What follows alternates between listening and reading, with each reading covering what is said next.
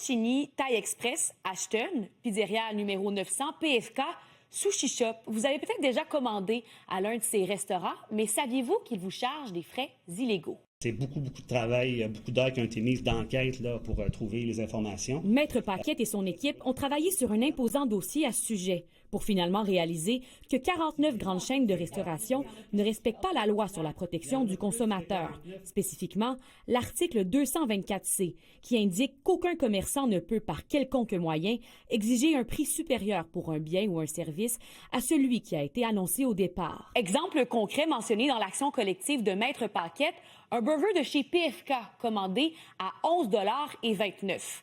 Une fois que vous passez à la caisse, vous réalisez finalement que le prix augmente en raison de frais de livraison de 5 $. Le total est maintenant de 17 $.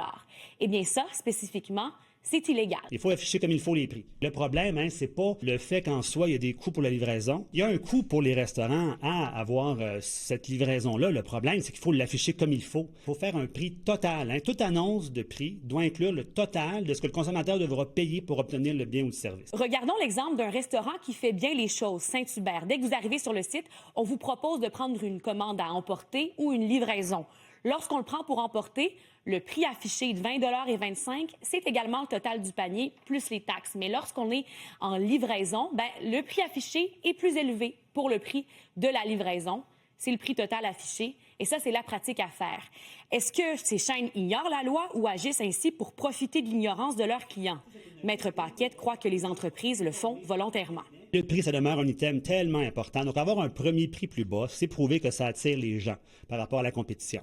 Donc, c'est un peu la raison pour laquelle, je pense, moi, c'est mon opinion personnelle, ces compagnies-là s'adonnent à ça. On ignore pour le moment combien pourraient toucher les consommateurs visés. Les dommages réclamés vont de 1 à 5 millions de $, mais l'action doit d'abord être autorisée par un juge. Si vous souhaitez suivre le dossier, une liste d'intérêts est disponible sur le site de Service juridique SP. Anne-Sophie Jobin, TVA Nouvelles, à Montréal.